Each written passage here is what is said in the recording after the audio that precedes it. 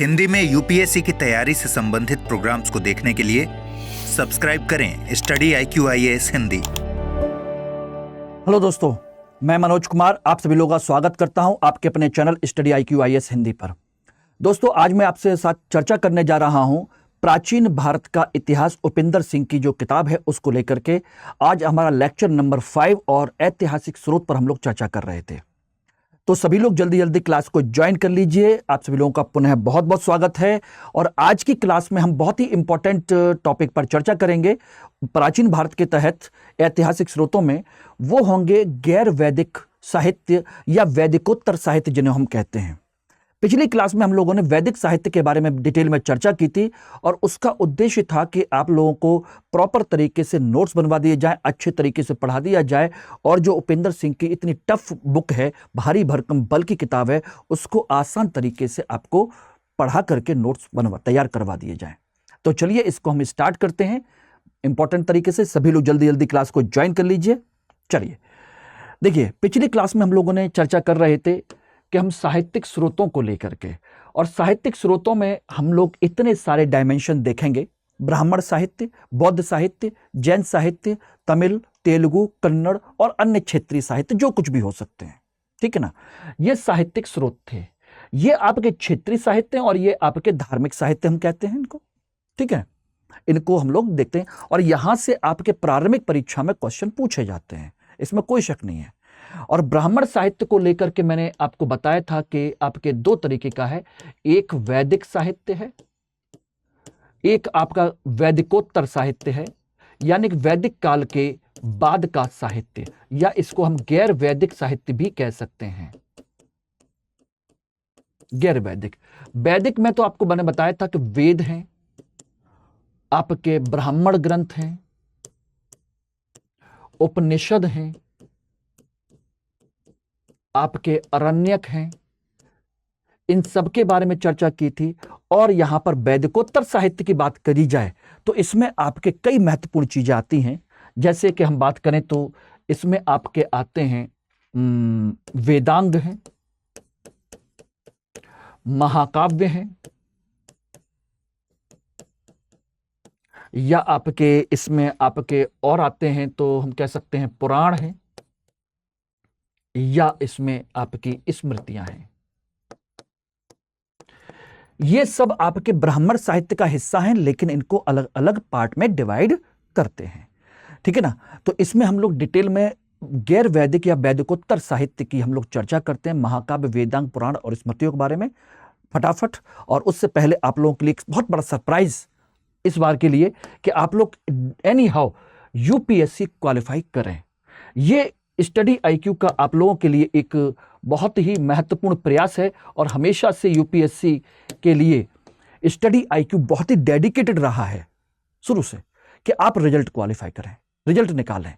तो इसी क्रम में देखा जाए तो अभी जो रैंकर बैच लॉन्च किया गया था उसके स्थान पर इंस्टीट्यूट ने आपको प्रोवाइड कराया है प्रतिज्ञा प्लस बैच, यानी कि प्रतिज्ञा बैच की जो फैसिलिटी थी कि आप प्री पास करें और प्री पास करने के बाद आप अपनी पूरी फीस वापस ले लें, ठीक है ना।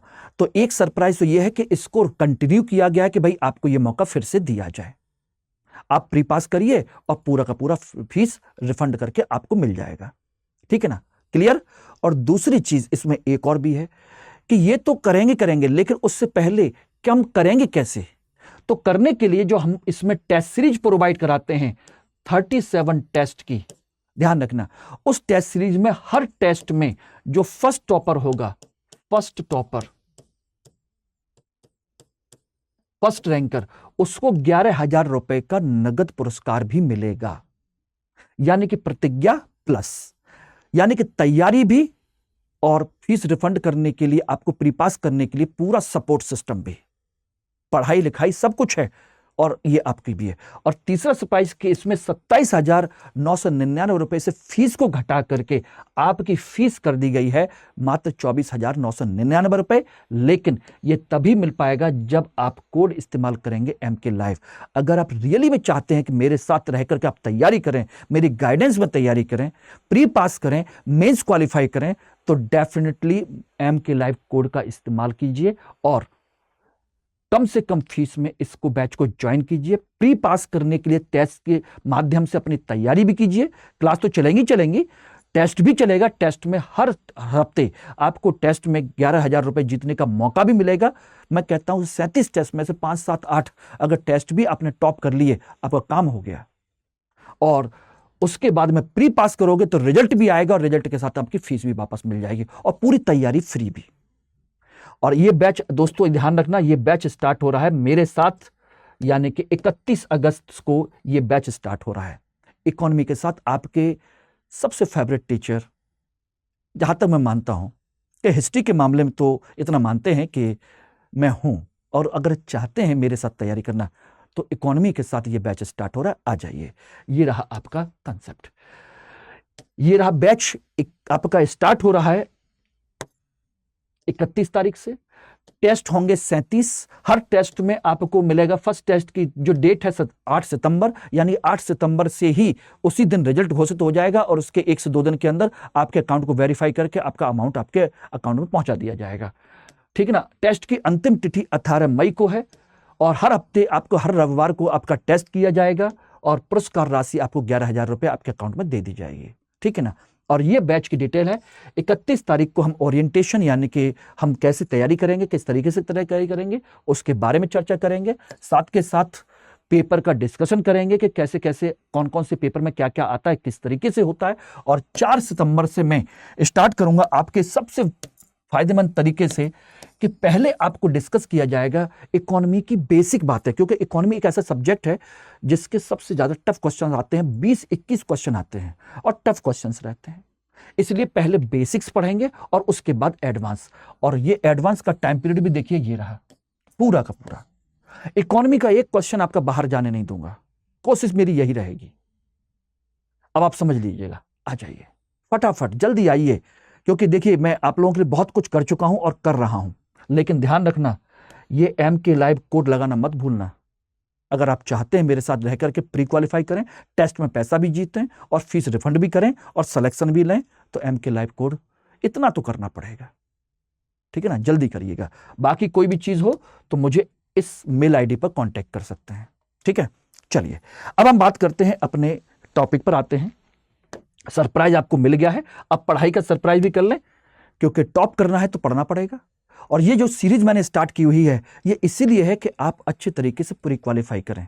मैंने पहले ही कहा था कि मैं आपकी फीस रिफंड कराऊंगा आपकी तैयारी करवा करके। ठीक है ना, तो तैयार रहिएगा।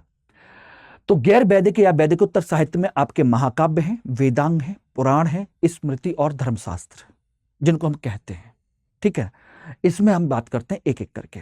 सबसे पहले हम बात करते हैं, यहां पर हम देखें तो आपके सबसे पहले रामायण और महाभारत। मैंने पिछली क्लास में इसके बारे में आपको थोड़ी सी चर्चा की थी, अगर याद हो तो, रामायण और महाभारत के बारे में, कि रामायण की जो रचना है वो बेसिकली किसने की थी? वाल्मीकि ने। वाल्मीकि।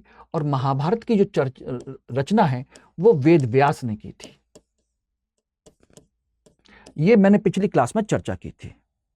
और ये भी मैंने चर्चा की थी कि ये कहानी क्या है। रामायण है भाइयों के प्रेम की कहानी, भाइयों के त्याग की कहानी। और भाइयों ही नहीं, बल्कि भाइयों के साथ साथ उनकी जो पत्नियां हैं, स्त्रियां हैं, उनके भी त्याग की, उनके बलिदान की कहानी है, उनके संघर्ष की कहानी है। मर्यादा पुरुषोत्तम राम के एक मर्यादा में रह करके एक अच्छे संस्कार की कहानी है कि पिता के आदेश, माता के वचन, ठीक है ना, पत्नी का संघर्ष, भाइयों का प्यार, भाइयों का त्याग, ठीक है ना, पत्नी की एक स्त्री की रक्षा करना, इन सारी चीजों के लिए एक रामायण महाकाव्य है। जबकि महाभारत जो है वो एक तरीके से दो परिवारों के एक सत्ता को, अपने अधिकारों को वापस लेने की जंग है। लेकिन नहीं, ऐसा नहीं है।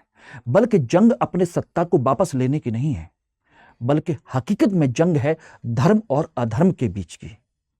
धर्म यानी कि वो पक्ष जिसे हम कह सकते हैं कि जिससे नैतिकता बनी रहती है, समाज के नियम बने रहते हैं, समाज में अच्छाइयां बनी रहती हैं। और अधर्म जो इसको तोड़ता है, इसके खिलाफ होता है, गलत नीतियों के खिलाफ, लालच के विरुद्ध, लालच को, वो अधर्म है। तो यहां धर्म और अधर्म, हिंदू और अन्य संप्रदाय को कंसेप्ट नहीं है, बल्कि इसके बीच की लड़ाई है, इसके बीच का संघर्ष है कि धर्म की रक्षा करनी है और एक धर्म का, अधर्म का जो पक्ष है उसको लेकर के है। ठीक है ना, इसके बीच की लड़ाई है। इसको उन्होंने लिखा कि हमें क्या सीखना है, किस तरीके से सीखना है। तो मैंने पिछली क्लास में आपको इसके बारे में काफी कुछ बताया था। तो अब यहां पर हम जो ध्यान दीजिएगा, एग्जाम के पॉइंट ऑफ व्यू से रामायण की जो कंसेप्ट है, प्रारंभ में इसमें ध्यान रखिएगा, प्रारंभ में इसमें 6000 श्लोक थे। कितने थे? 6000 श्लोक। नॉर्मल सी कहानी थी, कोई दिक्कत नहीं है। बाद में जाकर के ये बढ़ करके हो गए 12,000 श्लोक हो गए, 12,000। ठीक है ना, और आगे बढ़ करके ये हो गए 24,000। तो वर्तमान में 24,000 श्लोक इसमें माने जाते हैं। और 24,000 श्लोक माने जाते हैं, इसीलिए इसका नाम रखा गया, नाम दूसरे नाम से जो जाना जाता है उसको ध्यान रख लीजिए, उसको कहते हैं चतुर्विंशति संहिता। क्वेश्चन पूछा जा सकता है कि चतुर्विंशति संहिता किसे कहते हैं, और यही कला संस्कृति का पाठ है जो आपके आर्ट एंड कल्चर की किताबों में नहीं मिलेगा। और क्वेश्चन पूछ लिया गया कि चतुर्विंशति संहिता का संबंध किससे है, तो आप ढूंढते ही रह जाओगे। ठीक है ना, क्लियर हो गया? ये रहा। अब बात आती है कि क्या यही एक रामायण है या तुलसीदास की बार रामचरितमानस है कि नहीं? तो ये तो लिखी गई थी संस्कृत में, क्या इसके अलावा भी आपकी किसी अन्य भाषा में आपकी लिखी गई हैं? यस, लगभग रामायण जो है हर क्षेत्रीय भाषा में लिखी गई है। रामायण के जो पहलू हैं लगभग हर क्षेत्र में है। कृतिवास की आपकी रामायण है आपकी बंगाली में, ध्यान रखना। तो यहां पर मैं बात कर रहा हूं संस्कृत की जो किताब है रामायण, उसको प्राकृत भाषा में किसने लिखा, यह आपसे पूछा जा सकता है। प्राकृत भाषा की जो किताब है रामायण, उसको किसने लिखा? उसको लिखा बिमल सूरी ने। इसका जैन संस्करण है पयम चरियू के नाम से। किसने लिखी? विमल सूरी। याद रख लीजिएगा, नाम क्या रखा है रामायण का? पउम चरियू, ये रही, पयम चरियू के नाम से बिमल सूरी लेखक हैं। ठीक है ना, क्लियर हो गया? दूसरा, पाली में लिखी गई। पाली में किस नाम से लिखी गई? इसको कहते हैं दशरथ जातक। दशरथ जातक, क्योंकि यह जातक ग्रंथ है इसलिए इसका कोई लेखक नहीं मिलता, यह पाली भाषा में है। ठीक है ना, आपकी आ जाइए तो इसके अलावा, पाली के अलावा आप देखेंगे तो आपकी एक तमिल भाषा में लिखी गई।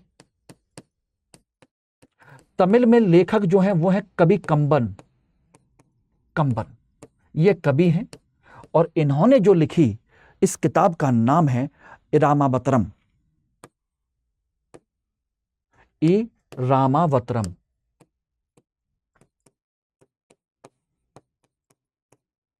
यही तो क्वेश्चन बनते हैं बेटा, यही क्वेश्चन बनते हैं। जब ये मिल जाएंगे ना तो आप ढूंढते रहोगे कि सर ये पेपर बड़ा टफ है, पता नहीं कहां कहां से पूछता है। इसीलिए मैंने कहा कि इस किताब को पढ़ाने की जिम्मेदारी मैं लेता हूं। इसके अलावा आप देखेंगे तो और भी है आपकी अवधि में। अवधि में किसने लिखी? अवधि में लिखी तुलसीदास ने। किस नाम से लिखी? ये हम सब जानते हैं, रामचरितमानस के नाम से। ठीक है ना। उसके अलावा आपकी बंगाली में किसने लिखी? बंगाली में लिखी कृतिवास ने। कृतिवास, ठीक है ना, किस नाम से? बंगाली रामायण। बंगाली रामायण। तो ये इस तरीके से आपके रामायण के कई सारे संस्करण आपके लिखे गए, तो लगभग हर भाषा में है और बहुत सारी लिखी गई हैं। इसके अलावा अगर हम अब यहां पर महाभारत के बारे में बात करें तो महाभारत की चर्चा कर लेते हैं। महाभारत भी वो नहीं है जो आज हम देखते हैं। महाभारत में मूल रूप से मूलतः 8800 श्लोक थे, मात्र 8800 श्लोक, मात्र 8800 श्लोक थे। और इसे तब इसका नाम रखा गया था जय संहिता। क्या रखा गया था? जय संहिता। ठीक है ना। बाद में बढ़कर के इसमें हो गए आपके 21,000 श्लोक और इसका नाम रखा गया आपका भारत संहिता।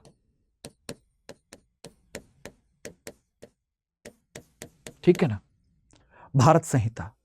उसके बाद में इसमें हो गए 1,00,000 श्लोक और ये कहलाई फिर आपकी महाभारत। तब जाकर के, यानी कि रामायण या महाभारत किसी एक कालखंड में नहीं लिखी गई है और इसी को कहते हैं सतसहस्त्री संहिता भी कहते हैं। सतसहस्त्री संहिता यानी कि सतमी 100 और सहस्त्रमी 1000, 100,000 श्लोकों वाली संहिता यानी कि 1,00,000 श्लोक इसको कहते हैं। और इसका जो एक चीज ध्यान रखिएगा, इसको ज्यादा नहीं लिखा गया, बहुत ज्यादा जितनी रामायण फेमस हुई उतनी ये तो नहीं है। कहानी बहुत अच्छी है, सारी चीजें बहुत अच्छी हैं, लेकिन इसका अकबर के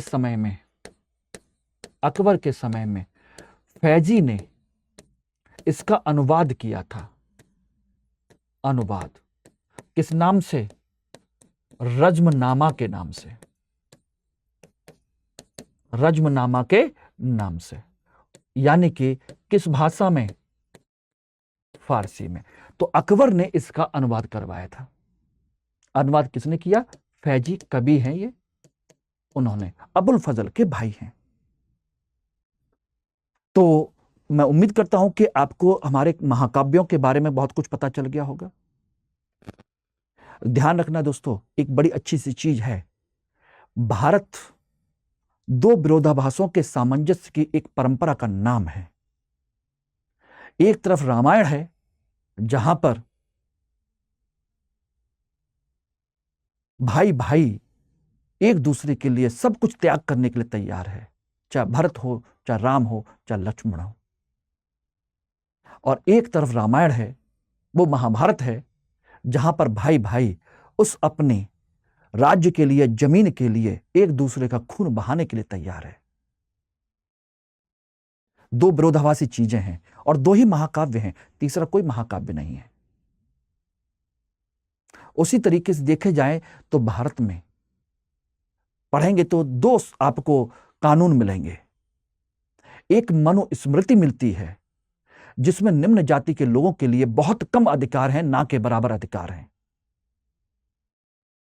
और उनकी रचना मनु जैसे महान विद्वान, प्रकांड ब्राह्मण उन्होंने लिखी, यह कहा जाता है। और दूसरी है आपकी आधुनिक संविधान, जिसे एक दलित और निम्न जाति के व्यक्ति ने लिखा। और इसमें उच्च जाति के अधिकारों को कहीं पर भी कोई भी कम नहीं किया गया, बस अपने निम्न जाति के अधिकारों का संरक्षण किया गया, ये कहा जाता है। तो ये भी दो विरोधाभासी चीजें हैं। एक उच्च जाति के व्यक्तियों ने लिखा, एक निम्न जाति के व्यक्तियों ने लिखा। एक रामायण है जहां एक दूसरे के लिए त्याग है, और एक महाभारत है जहां पर एक दूसरे की जान के प्यासे हैं अपने राज्य के लिए। तो ऐसी बहुत सारी चीजें हैं जो आपको सीखने का मौका मिलेगा और सीखना चाहिए। यही इतिहास है, यही हमारी संस्कृति है। एक तरफ हिंदू हैं, एक मुसलमान हैं, दोनों की अपनी अपनी परंपराएं हैं, अपने अपने तरीके, लेकिन कुछ मामलों में, पूजा पाठ के मामलों में एक दूसरे के विरोधी हैं। एक मूर्ति पूजक है और एक मूर्ति पूजा बिल्कुल नहीं मानता,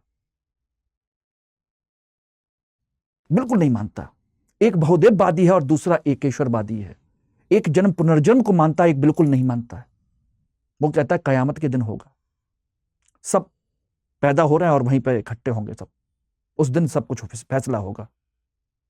हम कहते हैं कि नहीं, हमारा फैसला तो मरने के तुरंत बाद यमराज के दरबार में होता है। तो ये विरोधाभासी चीजें हैं संस्कृति में, समझिए, पढ़िए और सीखिए, ठीक है ना। अब आते हैं दूसरा, वेदांग। वेदांग जिन्हें हम वेदों का अंग कहते हैं, वेदों को सरल तरीके से समझने के लिए बनाए गए, यानी कि वेदों को समझने के लिए बनाए गए, क्योंकि वेदों को इतने आसानी से नहीं समझा जा सकता। वेदों को आसानी से नहीं समझा जा सकता, बड़ी जटिल भाषा थी, जटिल संस्कृत थी, उसके अंदर के सही अर्थ क्या थे ये आसानी से सब लोगों को समझ में नहीं आते थे। इसीलिए इसको किया गया और इनकी बाद में इनकी संख्या बनी आपकी 6। कौन कौन से हैं? शिक्षा, कल्प, व्याकरण, निरुक्त, छंद और ज्योतिष। अब देखेंगे, ठीक है ना। शिक्षा, कल्प, निरुक्त, व्याकरण और ज्योतिष। और इनकी तुलना भी सोचिए आपके शरीर के विभिन्न अंगों से की गई है। वेदांग, वेद को अगर एक शरीर माना जाए तो ये उसके क्या हैं? अंग हैं। और इनकी तुलना भी ध्यान रखना क्या क्या की गई है। जैसे शिक्षा है, शिक्षा को माना गया है नासिका यानी कि नाक, वेदों की नाक माना गया है नासिका। कल्प क्या है? बोले कि हाथ हैं, ये रहे। ये भी मैचिंग में क्वेश्चन पूछ लिए जाएंगे। व्याकरण क्या है? बोले कि ये मुख है। तो फिर निरुक्त क्या है? बोले कि ये कान है। छंद क्या है? बोले कि ये पैर हैं। और ज्योतिष क्या है? आंखें, जो सब कुछ देखता है, नेत्र। ये इस तरीके से इसमें बात की गई, ठीक है ना। अब बात आती है कि यहां से और क्या क्या चीजें जानकारी होनी चाहिए। तो ये आपके इसको सरल बनाने की कोशिश की गई, ठीक है ना। और ये बताने वाले भी कौन हैं कि ये क्या क्या हैं? ये बताने वाले हैं आपके महान विद्वान पाणिनि, जो इन्होंने बताया कि क्या क्या उनकी वेदों के कौन कौन से अंग किस किस को डिनोट करते हैं। ये पाणिनि ने इनको स्पष्ट किया। अब मैं बात करूं जैसे शिक्षा है, तो शिक्षा आपके शुद्ध उच्चारण के लिए होती है। शिक्षा किस लिए होनी चाहिए? बोले कि यह शुद्ध उच्चारण के लिए। अगर पढ़ा लिखे व्यक्ति नहीं होंगे, समझदार नहीं होंगे, तो आप वेदों का सही उच्चारण नहीं कर सकते। शुद्ध उच्चारण के लिए, ठीक है ना। जिसे हम कह सकते हैं स्वन विज्ञान। क्या कह सकते हैं? स्वन विज्ञान भी कहते हैं। सही तरीके से बोलने की कला, और वो शिक्षा के माध्यम से आ सकते हैं, ठीक है ना। और इसके प्रवर्तक कौन हैं? शिक्षा के इसके प्रवर्तक हैं, ये नाम याद रख लीजिएगा, उनके प्रवर्तक का नाम है वामज्य।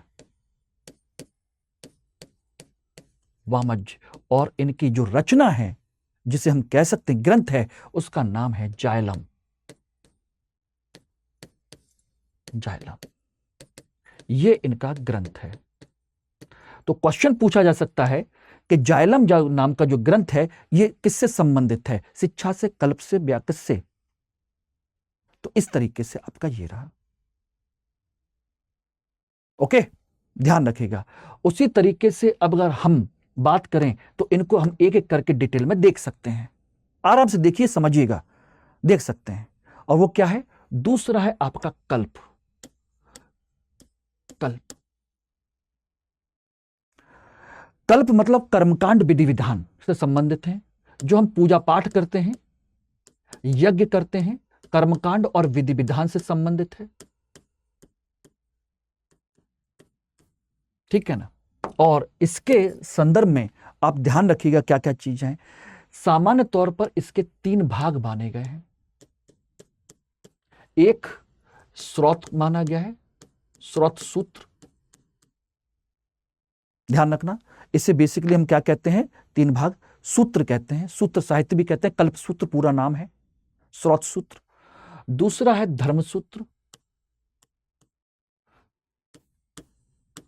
सूत्र मीन्स धागा, यानी कि जिससे हम बंधे हुए हैं, ठीक है ना। और तीसरा है आपका धर्म सूत्र के बाद में हम कह सकते हैं तो वो है आपका गृह सूत्र। गृह सूत्र, स्रोत सूत्र में क्या क्या चीजें हैं, तभी तो आप समझ पाएंगे। अगर ये मैचिंग में आ गए तो स्रोत सूत्र में जो आपकी जानकारी है वो है आपकी यज्ञ की जानकारी, यज्ञ विधि विधान की जानकारी, यज्ञ एवं विधि विधान, यज्ञ विधि की जानकारी। और इसी का एक भाग है जिसे हम कहते हैं सुल्व सूत्र। क्या है? सुल्व सूत्र, इसी का एक भाग है, ध्यान रखना। और सुल्व सूत्र में यहां पर बताया गया है कि रेखा गणित की जानकारी यहीं से मिलती है, ज्योमेट्री की। यानी कि किस दिशा में, कहां पर, किस तरीके से, कितनी ऊंची यज्ञ की वेदी बनेगी, किस दिशा में होगी, ये सारी चीजों को बताने की जिम्मेदारी किसकी है? सुलभ सूत्र के माध्यम से सौरथ सूत्र का भाग है, ठीक है ना। इसीलिए वो बताता है कितनी ऊंची, कितनी चौड़ी, कितनी लंबाई, किस दिशा में कौन सा कोण होगा। तो ये सब आपके ज्योमेट्री का पार्ट बन जाता है, इसलिए इसका कंसेप्ट है। धर्म सूत्र में क्या है? धर्म सूत्र में है आपके कर्तव्य की जानकारी है, यानी कि नियम। कर्तव्य बोले तो आपके नियम, यानी कि विधि हम कह सकते हैं एक तरीके से कर्तव्य। और कर्तव्य कौन कौन से, बताइए कौन कौन से कर्तव्य होते हैं? सामाजिक, आर्थिक, राजनीतिक जो होते हैं, सोशियो पॉलिटिकल, रिलीजियस, ये हमारे जो कर्तव्य होते हैं वो सारे के सारे समाज के प्रति, देश के प्रति, जन्म माँ बाप के प्रति, सभी के प्रति जो कर्तव्य होते हैं, उन सारी चीजों का कंसेप्ट है। किसमें क्या करना है, कैसे करना है, किस तरीके से करना है, वो सारी चीजें। और इस धर्म सूत्र के, इसीलिए इसको कहते हैं धर्म सूत्र, और इसके प्रवर्तक हैं आप स्तंभ। क्वेश्चन पूछा जाता है कि आप स्तंभ निम्न में से किसके प्रवर्तक माने जाते हैं? इसके। और तीसरा है आपका ग्रह सूत्र। और ग्रह सूत्र का कंसेप्ट क्या है? ग्रह के स्तर पर कर्मकांड के लिए, ग्रहीय कर्मकांड, घर के स्तर पर आप पूजा पाठ और अन्य चीजें कैसे करेंगे, उनके लिए है। घर के स्तर पर कर्मकांड से संबंधित है। और इसकी रचयिता कौन है? ग्रह सूत्र के रचयिता या प्रवर्तक अश्वलायन। मैं इतने डिटेल में पढ़ा देना चाह रहा हूं कि आपको बस ये लगे कि सर इतना कौन पढ़ेगा, लेकिन जब क्वेश्चन आए तो फिर आपको कहीं और भटकने की जरूरत ना पड़े, बल्कि यहीं से आपके क्वेश्चन सॉल्व हो जाएं कि सर आपने पूरा करा दिया है। क्वेश्चन देखने के बाद में चेहरे पर मुस्कुराहट आनी चाहिए कि हां ये मैंने पढ़ा है। गुस्सा भी आना चाहिए कि मैंने याद क्यों नहीं किया था, मनोज सर की बात मानी क्यों नहीं थी मैंने। वो डिटेल में पढ़ा रहे थे, हम लोग हंसी मजाक कर रहे थे, और पेपर देख के लगा अरे ये तो क्वेश्चन यहीं से आ गया। बस उसी दिन सब कुछ होगा, उसी दिन मानूंगा कि हाँ ये सब कुछ हो गया। तो कल्प क्लियर हो गया एवरीवन। इसके बाद हम बात करेंगे, तो अगला क्या है कल्प के बाद में? कल्प के बाद में है आपका व्याकरण। और व्याकरण की भी मैंने आपको चर्चा की है। व्याकरण किसके लिए होता है? सही शब्दों के लिए।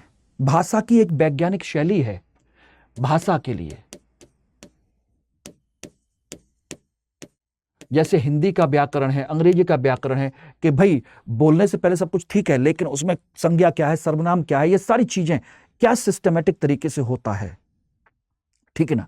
और इसकी जो पहली रचना मानी जाती है, आप अच्छे से जानते हैं, पाणिनि की अष्टाध्यायी।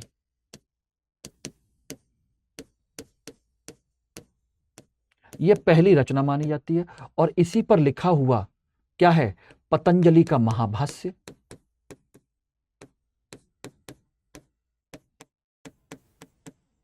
यह मैं आपको बता चुका हूं, पतंजलि का महाभाष्य इसी का है, ठीक है ना। इसके अलावा एक और भी है, ठीक है ना। इसके अलावा एक और भी हैं जिन्हें हम कहते हैं कात्यायन।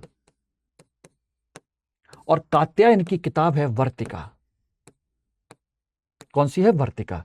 तो ये तीन किताबें हैं, पतंजलि का महास्य, वर्तिका और अष्टाध्यायी, यानी कि पाणिनि, पतंजलि, कात्यायन। और इन तीनों को कहते हैं मुनित्रय। मुनित्रय कहते हैं इन तीनों को। मुनित्रय का मतलब तीन ऋषि, तीन महान ऋषि, तीन मुनि, उनको कहा जाता है, ठीक है ना। क्लियर हो गया। इसके साथ में देखेंगे, तीन के बाद में अगला आ जाइए, तो हम अगला देखते हैं अगर आपका वो है निरुक्त। मेरी क्लास मैंने पहले ही कहा कि मैं डिटेल में पढ़ाऊंगा और कोई भी चीज आपको छोड़ूंगा नहीं। निरुक्त, निरुक्त का मतलब होता है आपकी व्युत्पत्ति शास्त्र। कौन सा शब्द कहां से कैसे उत्पन्न हुआ है, व्युत्पत्ति शास्त्र, यानी कि शब्दों की उत्पत्ति का शास्त्र। कभी कभी क्या होता है कि सही अर्थ निकालने के लिए हमें उसकी शब्द की उत्पत्ति को जानना पड़ता है कि यह शब्द कहां से क्यों आया था, तभी सही शब्द में आती है। व्युत्पत्ति शास्त्र यानी किसकी, शब्दों की उत्पत्ति। क्लियर है। और यहां पर हम देखें तो ध्यान रखिएगा, इसके जो रचयिता हैं, प्रथम ऋषि हैं, वो माने जाते हैं कश्यप ऋषि, और इन्होंने किताब लिखी निघंटु। कश्यप ऋषि की रचना है निघंटु, ठीक है ना। और दूसरे हैं यास्क, और इनकी किताब का नाम है निरुक्त। ये दो हैं, ठीक है ना। अगला है आपका छंद। छंद शास्त्र, छंद यानी कि पैर। और छंद क्या है, एक सूत्रबद्ध रचना है, सूत्रबद्ध रचना, यानी कि बिना छंद के सही तरीके से गायन कैसे होगा, सही गायन किस तरीके से पॉसिबल है, सही प्रोनाउंसिएशन कैसे पॉसिबल है, तो बिना छंद के, बिना सूत्र के ये रचना नहीं हो सकती। इसलिए ध्यान रखना। और इसके जो प्रमुख प्रवर्तक माने जाते हैं, पिंगल मुनि। कौन है, पिंगल मुनि माने जाते हैं, पिंगल मुनि। उनकी किताब का नाम है छंद शास्त्र, छंद शास्त्र, ठीक है ना, ध्यान रखिएगा। और अगले जो रचना है जिस पर हम बात कर रहे हैं, वो है आपकी ज्योतिष। और ज्योतिष, बिना ज्योतिष के आप पूजा करोगे कैसे, किस समय में होनी चाहिए, किस ग्रह नक्षत्र में होनी चाहिए, क्योंकि उसका फल तो तभी मिलेगा जब उसके सही ग्रहों की दशाएं अच्छी हों, परिस्थितियां अच्छी हों। ऐसा नहीं है कि कभी भी कुछ भी कर लें। जैसे कहा जाता है कि राम की जो सीता की शादी हुई थी वो बड़ी विचित्र स्थिति में हुई थी, ग्रह दशाएं सब ठीक नहीं थी, शादी हुई, और सोचिए शादी के बाद उनको कैसे कैसे वन वन भटकना पड़ा, है कि नहीं, तो माना जाता है। तो ये सब चीजें हैं। तो ज्योतिष मतलब नेत्र, यानी कि किसके लिए, सही समय के निर्धारण के लिए। और ये क्या है, ब्रह्मांड की सही जानकारी, ग्रहों की जानकारी के लिए, ब्रह्मांड की, ग्रहों की दशाओं के लिए, उनकी जानकारी के लिए। और इसकी फेमस किताब है लगध मुनि की वेदांग ज्योतिष। प्रवर्तक हम कह सकते हैं वो है आपके लगध मुनि की वेदांग ज्योतिष।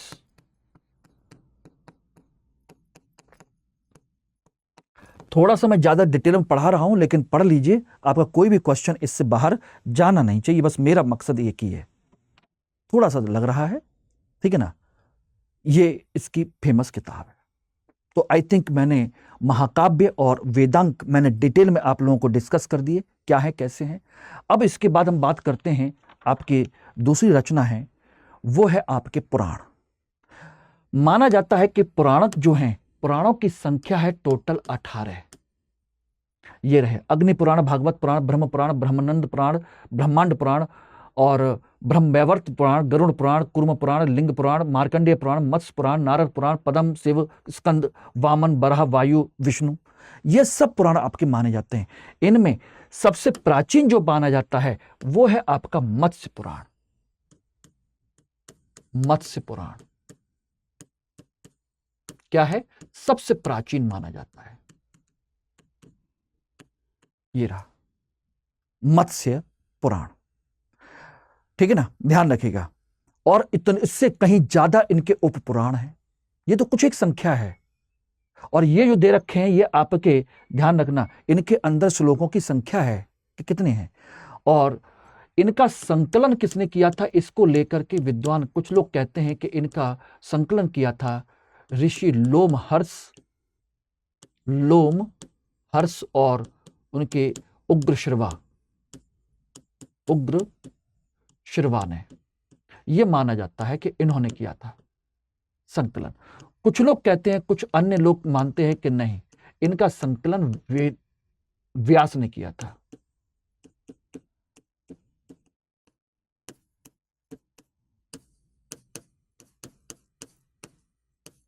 ठीक है ना। आपकी जो उपिंदर सिंह की किताब है, इसमें भी यह दिया है कि व्यास ने ही इनका संकलन किया है। यह मैंने आपको अपनी तरफ से बता दिया है, जिससे कि आपको किसी तरह की कोई समस्या ना रहे। ठीक है ना। इनमें सबसे ज्यादा इंपॉर्टेंट पुराण ये रहा मत्स्य पुराण। ठीक है ना, ध्यान रखिएगा। और इनमें जो चीज जानकारी दे रखी है पुराणों में, आपके इतिहास के बारे में जानकारी है। यह रहे पुराणों में जो जानकारी है वो है आपके इतिहास की जानकारी। इसलिए तो स्रोत हैं, इतिहास का चर्चा की गई है। और इसमें ये 5 खंड दिए गए हैं पुराणों के, 5 भाग हैं पुराणों के। कितने भाग हैं? 5 भाग। सर्ग, प्रतिसर्ग, मनवंतर, वंश, वंशानुचरित। ये क्या चीज है, ध्यान रखिएगा। सर्ग का मतलब है जहां पर आपकी सृष्टि की उत्पत्ति, उसकी जानकारी है। ये आपको बताएगा कि सृष्टि की उत्पत्ति कब और कैसे हुई थी, यानी पूरा ब्रह्मांड, पूरी सृष्टि का उत्पन्न कैसे हुआ था। प्रतिसर्ग का मतलब है आपकी सृष्टि का विकास। सृष्टि का विकास यानी कि पृथ्वी वगैरह सब कुछ, उस पर जीवन कैसे प्रारंभ हुआ, किस तरीके से प्रारंभ हुआ, सारी चीजें हुई किस तरीके से, उन सब की जानकारी है। मनवंतर क्या है? इसमें समय की गणना की गई है, समय की गणना की गई है। ये रहे। और इसमें जो समय बताया गया है वो आपको समझना है कि इसमें जो समय है वो चक्रीय है, रेखीय नहीं है। चक्रीय गति के आधार पर बताया गया है, चक्रीय गति के आधार पर। बोले कैसे? ध्यान रखिएगा। उसको अगर आप जाने तो बहुत अच्छे तरीके से समझ सकते हैं, बहुत सिंपल तरीके से। अगर आप जानना चाहेंगे तो, अगर कहें तो मैं बता दूंगा, उसमें कोई समस्या नहीं है। ठीक है। जैसे हम कहें कि सतयुग, त्रेता, द्वापर, कलयुग, तो ये जो क्या है, एक तरीके से एक चक्र है। ये रहा सतयुग, ये है आपका त्रेता, ठीक है ना, ये है आपका द्वापर और ये है आपका कलयुग। तो ये एक चक्र है। और इसमें बताया गया है कि ये जो सतयुग है लगभग 16 लाख साल का है। ये लगभग त्रेता है तो आपके लगभग मान के चलिए तो 12 लाख साल का है। द्वापर है तो ये 8 लाख साल का है, यानी कि लगभग है। यानी कि सतयुग में आपके जो 4 गुना ज्यादा है, उसका 1/4 हिस्सा करते जाइए, उस तरीके से कम करते जाइए। और ये आपका लगभग 4 लाख साल का बताया गया है, 4 लाख साल का लगभग माना गया है। तो इस तरीके से है। और कलयुग की शुरुआत होती है महाभारत के साथ में, महाभारत से मानी जाती है। ठीक है ना। तो ये एक चक्र बताया गया है। और इस चक्र को हम क्या कहते हैं? इसको कहते हैं हम सिंपल सा महायुग। जब एक चक्र पूरा हो जाता है तो ध्यान रखना, एक चक्र पूरा तो होता है, इसको कहते हैं महायुग, एक महायुग। ध्यान रखना, यह माना गया है। और ऐसे 1000 महायुग हो जाएं, तब 1000 महायुग होंगे, तब क्या होगा? तब होगा आपका एक कल्प, एक कल्प। ध्यान रखना, इसका मतलब क्या है? जैसे कलयुग खत्म होगा तो फिर से आपका सतयुग की परंपरा शुरू हो जाती है। इस तरीके से माना गया। और एक कल्प होगा और एक कल्प में होंगे 14 मनवंतर। क्या होंगे? 14 मनवंतर। 14 मनवंतर में या सोचिए, प्रत्येक मनवंतर में क्या होते हैं? एक मनु होते हैं जो इस सृष्टि का निर्माण करने की परंपरा को आगे बढ़ाते हैं। एक मनु है, हर मनवंतर का एक प्रतिनिधि, एक मनु है। ऐसी इसमें गणनाएं की गई हैं, बताया गया है। ठीक है ना? और वंश क्या है? वंश में है आपके किसकी? जो ऋषि मुनि हैं उनकी वंशावली दी गई है, ऋषियों की, और जो भगवान हैं उनकी आपकी वंशावली है। वंश के बारे में उनकी वंशावली है। जो महान ऋषि हैं उनकी वंशावली, उनकी एक पूरी सूची दे रखी है। और वंशानुचरित में प्रमुख राजा महाराजाओं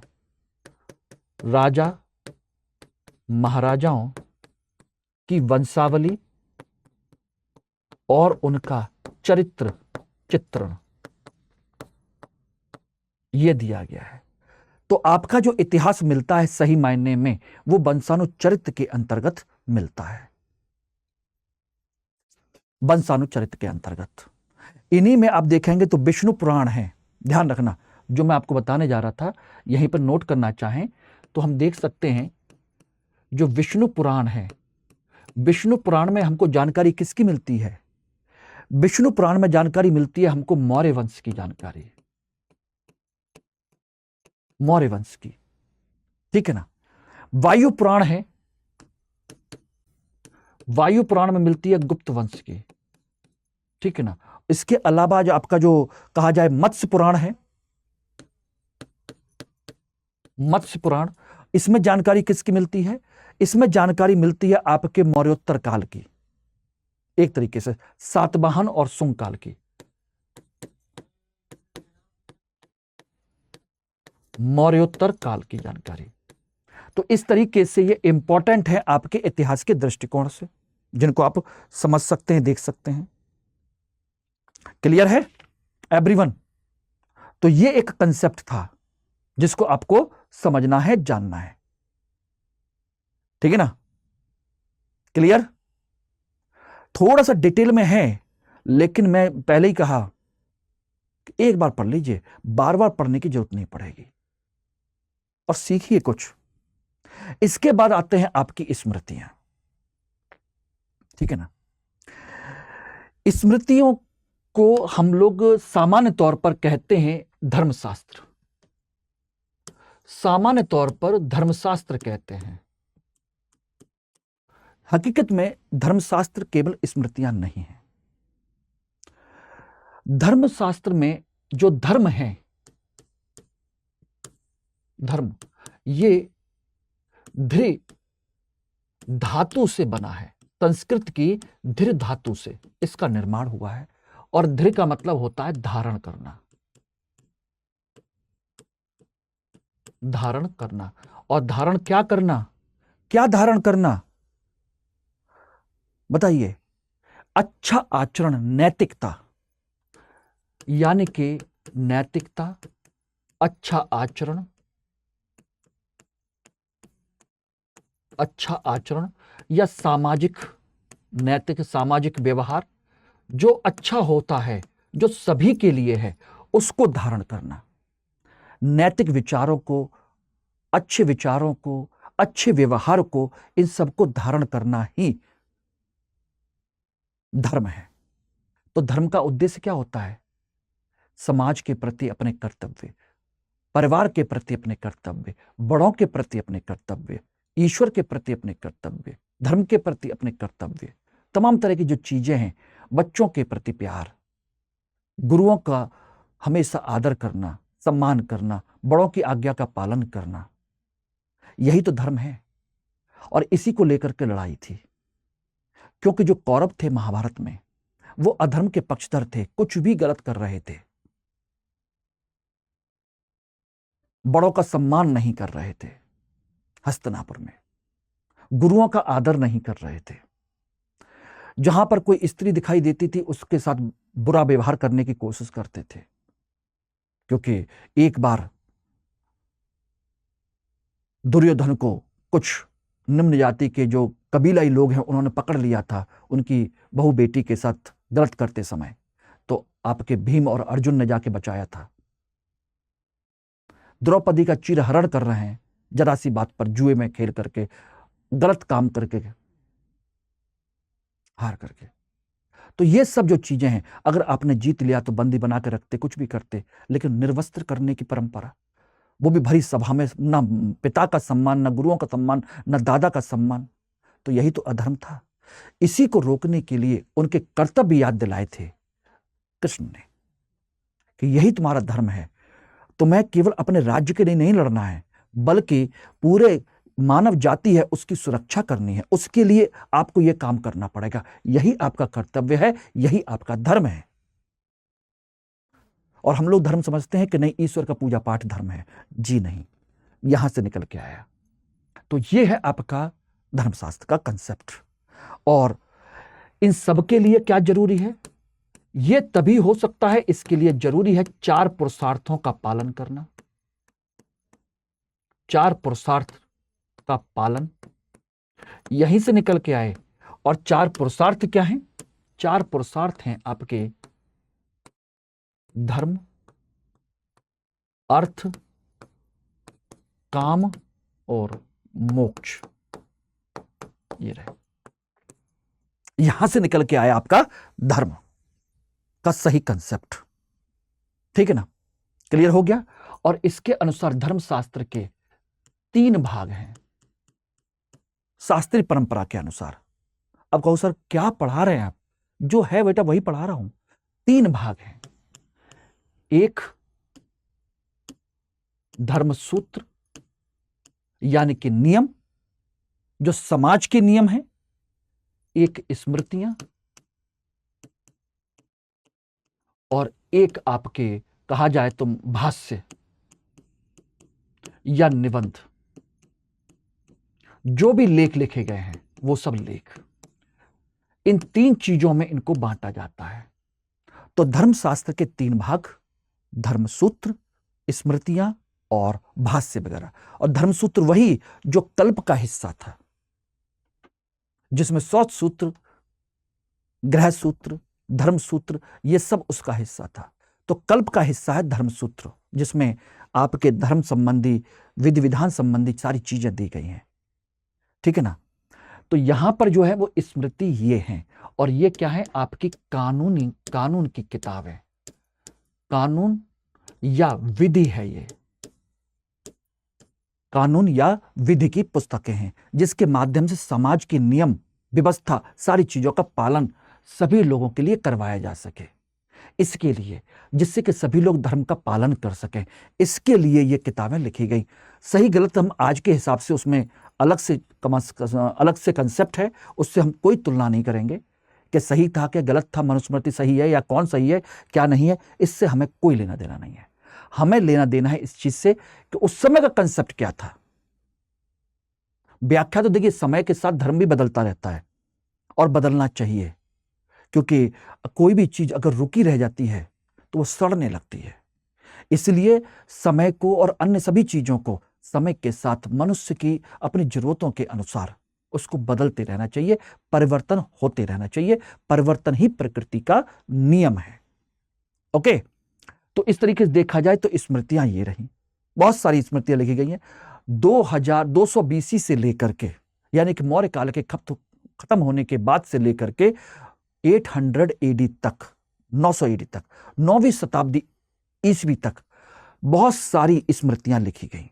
इनमें सबसे प्राचीन है मनुस्मृति, सबसे प्राचीन। ठीक है ना? ध्यान रखना। उसके बाद याज्ञवल्क्य है, नारद है, विष्णु है, देवल है, पाराशर है, ठीक है ना, बृहस्पति है, कात्यायन है, और ऐसी बहुत सारी स्मृतियां हैं, कई सारी स्मृतियां हैं। ठीक है ना? इनमें सबसे प्राचीन ये है। इनमें से एक इंपॉर्टेंट जो चीज ध्यान देना है वो जरूर ध्यान दे दीजिएगा। इनमें से एक विष्णु स्मृति जो है वो एकमात्र आपकी कैसी है? गद्य में। यानी कि सभी स्मृतियां, स्मृति ग्रंथ, सभी स्मृति ग्रंथ किसमें है? पद्य में। केवल विष्णु स्मृति, यानी कि ये स्मृति, ये किसमें है? ये गद्य में। इसको आप ध्यान रख लीजिएगा, ठीक है ना। और इन पर समय समय पर आपके बहुत सारे लोगों ने अपनी अपनी टीकाएं लिखी हैं। इनमें सबसे प्राचीन आपकी मनुस्मृति है और कहा जाता है कि यह शुंग काल में लिखी गई थी।